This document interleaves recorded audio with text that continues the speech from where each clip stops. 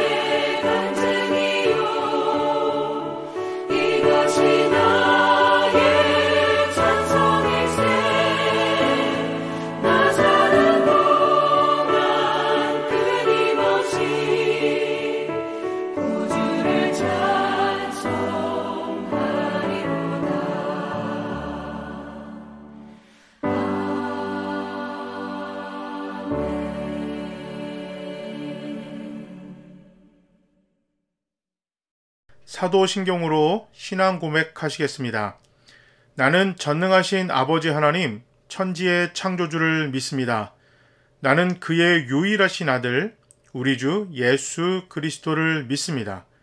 그는 성령으로 잉태되어 동정녀 마리아에게서 나시고 본디오 빌라도에게 고난을 받아 십자가에 못 박혀 죽으시고 장사된 지 사흘 만에 죽은 자 가운데서 다시 살아나셨으며 하늘에 오르시어 전능하신 아버지 하나님 우편에 앉아 계시다가 거기로부터 살아있는 자와 죽은 자를 심판하러 오십니다.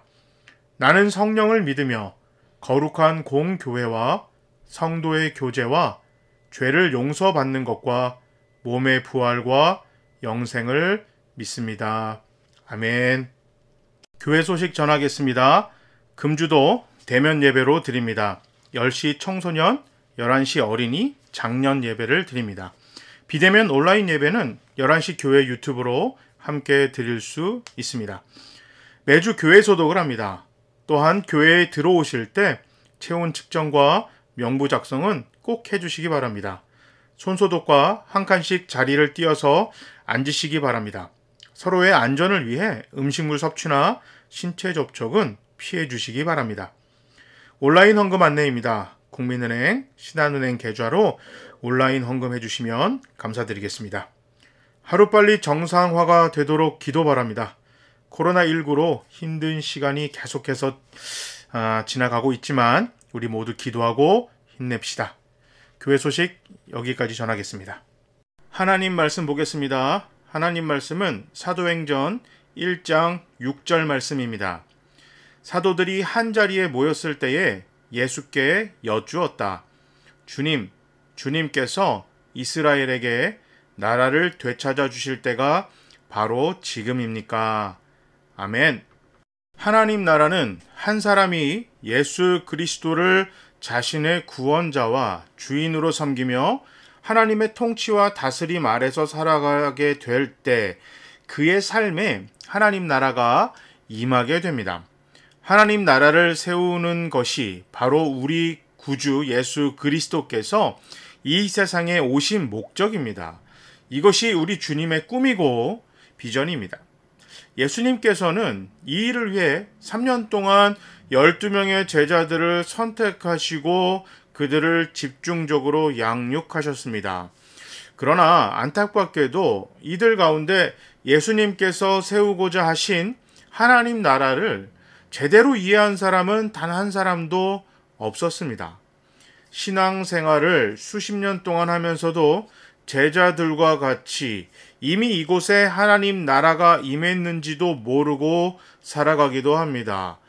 매우 심각한 문제입니다만 주일 교회 점심 메뉴보다 대수롭지 않게 생각하기도 합니다. 예수 그리스도께서 가르치신 핵심 메시지는 바로 하나님 나라입니다. 복음서의 시작도 하나님 나라였고 복음서의 끝도 하나님 나라였습니다. 사도행전의 시작도 하나님 나라이고 사도행전의 끝도 하나님 나라입니다. 예수님의 제자들은 하나님 나라를 예수의 복음과 연관짓지 못했습니다. 이때까지만 해도 제자들이 생각하는 하나님 나라는 정치적, 군사적으로 강대국이 된 이스라엘 나라였습니다. 제자들은 예수님께서 엄청난 군사력을 동원하여 로마 제국을 무찌르고 세계를 정복하여 지구상에 주님의 나라를 세우리라고 생각하고 있었습니다. 예수님을 따르던 지난 3년간 제자들이 서로 다투고 싸운 이유가 예수님께서 세우실 나라가 완성될 때 12명 중 누가 더 높은 관중에 오를 것이냐? 이것 때문에 자리 다툼을 했던 것입니다. 심지어 제자들 중 야고보와 요한의 어머니는 예수님께 직접 와서 자기 아들들에게 좋은 자리 달라고 청탁까지도 했죠. 가룟 유다가 예수님을 배신한 결정적인 이유도 그들이 꿈꾸던 로마 제국 정복에 대해서 예수님이 전혀 아무런 관심이 없다는 것을 깨달았기 때문입니다. 심지어 오늘 본문에는 부활하신 예수님을 만난 제자들이 여전히 하나님 나라를 오해하고 있습니다. 이들은 로마 제국으로부터 이스라엘의 민족적 독립과 정치적 자주권을 예수님께서 회복하시는 것으로 이해하고 있었습니다. 제자들은 예수님의 부활을 보면서도 이스라엘의 정치적 군사적 회복만을 꿈꾸고 있었습니다. 이러한 마음을 가지고 제자들은 예수님께 다음과 같이 여쭤봅니다. 오늘 본문 6절입니다. 주님께서 이스라엘에게 나라를 되찾아 주실 때가 바로 지금입니까? 여전히 제자들은 예수님을 정치적 군사적 메시아로 믿고 있습니다. 사자성어 중에 동상이몽이란 말이 있어요. 같은 침상에서 잠을 자도 꿈은 달리 꾼다는 말입니다.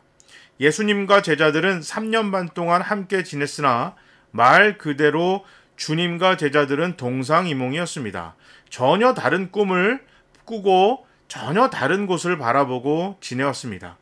예수님은 복음을 통하여 하나님 나라를 이 땅에 확장하기를 원하셨고 반면 제자들은 이스라엘 민족이 로마로부터 독립되고 해방되어 강대국이 되기를 간절히 바라고 있었습니다. 제자들이 생각한 하나님 나라는 팔레스틴 지역에 국한되어 있는 나라였고 이스라엘 민족으로 제한적인 나라였습니다. 그러나 예수님께서 가르치시고 강조하신 하나님 나라는 민족적, 지역적, 혈통적 한계를 뛰어넘는 나라입니다. 누구든지 주 예수 그리스도를 믿기만 하면 하나님의 통치 아래에 살아가는 나라입니다. 백부장 고넬료와 같은 이방인도, 디모데와 같은 혼혈인도, 오네시모와 같은 노예도, 바울과 같이 과거의 교회를 핍박했던 사람도, 그리고 오늘 이 자리에 있는 우리 모두도 예수 그리스도를 믿기만 하면 차별이 없이 열려있는 나라가 하나님 나라입니다. 예수님은 이스라엘 민족의 독립과 해방을 꿈꾸던 제자들에게 새로운 차원의 이스라엘을 보여주셨습니다. 모든 믿는 자들이 하나님 나라 백성이 될 수 있는 것입니다. 예수님께서 우리를 구원하신 목적은 건강하게 오래 살고 돈 많이 벌고 가정이 평안하고 행복하게 살기 위한 것이 아닙니다. 이것들은 축복은 맞지만 구원이 없어도 얻을 수 있는 것들입니다. 동상이몽의 또 다른 뜻은 겉으로는 같이 행동하면서 속으로는 각기 딴 생각을 한다입니다. 어떤 분들은 하나님의 마음과 일치하여 진심으로 이 세상에 하나님 나라가 임하고 확장되는 것을 소망하는가 하면 어떤 분들은 내 안에 소망을 얻는 것이 하나님 나라보다 더 소중하게 여기기도 합니다. 하나님은 구원받은 백성들이 이 세상에서 하나님의 통치를 받고 살아감으로써 이 땅에 하나님 나라가 확장되기를 원하십니다. 바울은 이것을 갈라디아서 2장 20절에 소개합니다. 나는 그리스도와 함께 십자가에 못 박혔습니다. 이제 살고 있는 것은 내가 아닙니다. 그리스도께서 내 안에서 살고 계십니다. 내가 지금 육신 안에 살고 있는 삶은 나를 사랑하셔서 나를 위하여 자기 몸을 내어주신 하나님의 아들을 믿는 믿음 안에서 살아가는 것입니다. 아멘. 예수는 나를 위해 죽고 나는 예수를 위해 죽고 그래서 세상을 살리는 나라, 그 나라가 바로 하나님 나라입니다. 하나님과 같은 꿈을 꾸고 있습니까? 예수님과 전혀 다른 꿈을 꾸는 동상이몽의 교회나 그리스도인들이 되지 말아야 합니다. 교회가 예수님과 다른 꿈을 꾸는 것만큼 악몽은 없습니다.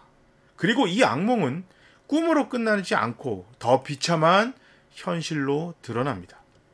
빵을 전혀 팔지 않는 빵집, 그럼에도 꿋꿋이 빵집이라고 믿고 선전하는 빵집, 예수와 다른 꿈을 꾸는 교회임에도 교회라고 끝까지 우기는 교회, 예수와 전혀 다른 길을 가면서도 목사라고 박박 우기는 목사, 하나님 나라를 전혀 기대하지도 않으면서 성도라고 우기는 성도, 이것이 하나님과 다른 꿈을 꾸며 살아가는 악몽 같은 교회와 우리의 현실이 될 수도 있습니다.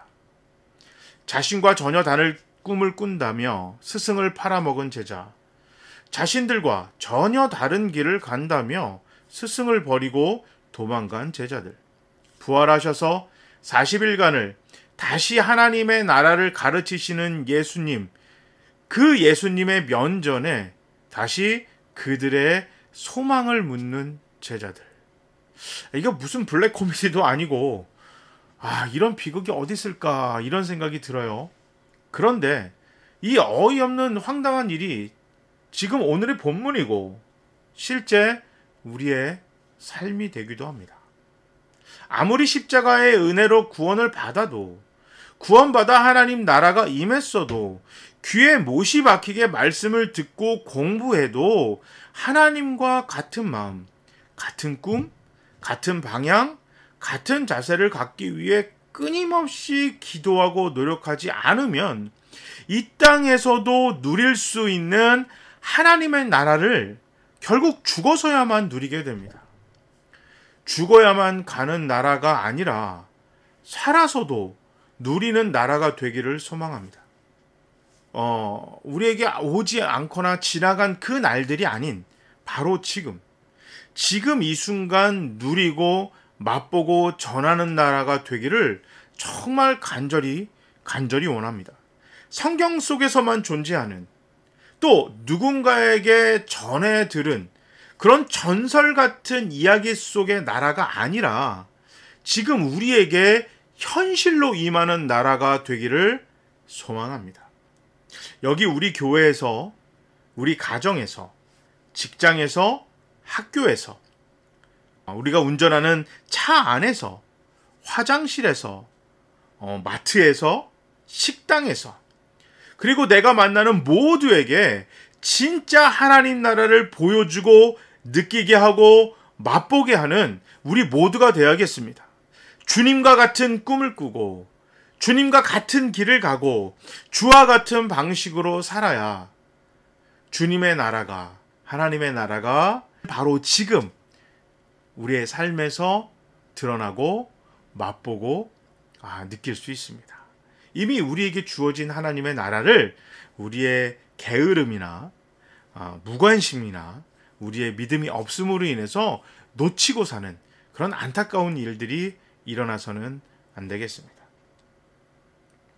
자, 성경에서 나오는 하나님의 나라가 아니라, 우리 신앙의 선배들에서만 들을 수 있는 하나님의 나라가 아니라 실제 우리 삶에서 성경에서 주님께서 약속하신 그 하나님의 나라가 우리는 누리고 또 세상에 전하는 우리 모두가 되어야겠습니다. 그래서 내가 아는 마지막 사람이, 내가 만나는 마지막 그 사람까지 하나님의 자녀가 되는, 그래서 하나님 나라가 그들의 삶에서도 임해지는, 실제적으로 하나님 나라가 우리 주변에서 매일매일 확장되어지는 그런 놀라운 역사가 일어나기를 정말 간절히 소망합니다. 우리 풍성한 포도나무 교회와 우리 모두가 오늘 본문에 나오는 이 제자들처럼 주님과 동상이몽을 가진 상태로 주님과 전혀 상관없는 하루하루 살아가는 우리 교회, 우리 모두가 되지 않기를 소망합니다. 주님과 함께 걸어가고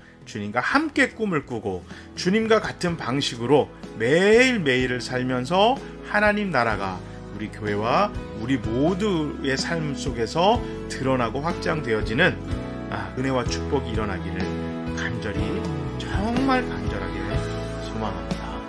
아멘. 제가 한번 기도하겠습니다.